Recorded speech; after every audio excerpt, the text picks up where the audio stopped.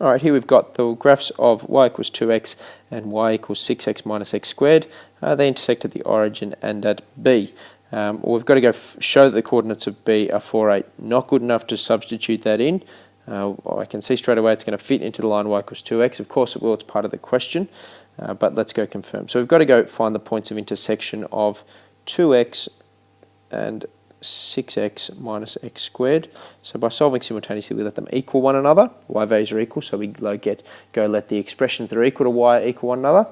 And what we end up with is x squared minus 4x equals 0, or x outside of x minus 4 equals 0. X equals 0, origin, x equals 4. When x equals 4, y will equal 2 times 4, which is 8. So therefore, B is 4, 8. Any of that show type of question with the coordinate geometry application, really that's the approach you've got to take. You can't cut corners, you can't skip steps, even if they're pretty obvious. You've got to just go and set it out because you're asked to show something. It's really given to you, so even if you really couldn't do it, you could access part 2 there.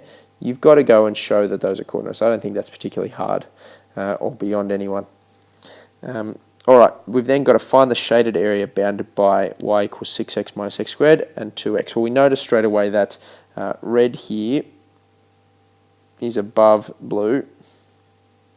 So my integral, which I'm going to do on the next slide, I'll set it up here though, is going to be 6x minus x squared minus 2x dx, of course between 4, the value we just found, and 0. In fact, I might even be able to fit that in here.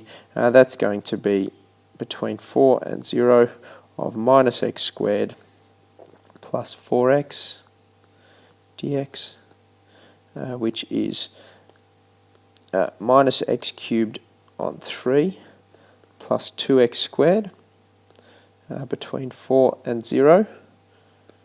That ends up being, we don't have to worry about anything being negative here. I'm just going to put that point down here. B is still 4, 8. Of course, it's x values that go into my integral, not y values, because we're integrating with respect to x. That ends up being minus 4 cubed is 64 on 3, plus 2 times 16, 32. And minus 0. I put the minus 0 in there already knowing it's going to be 0, but that's what we have to end up still writing anyway to show we haven't just forgotten or chosen one value to use, but that second value does produce 0 because it's at a height of 0. What I end up with here is 32 on 3 square units. It's an area, of course, so add units to it, u squared or square units, and that's the area between our curve and our linear function. Nice little HSC question. From recollection, I think part 1 was worth 1 mark, part 2 probably 2, maybe 3. It's pretty straightforward though, so I'd say it's probably 3 marks all up.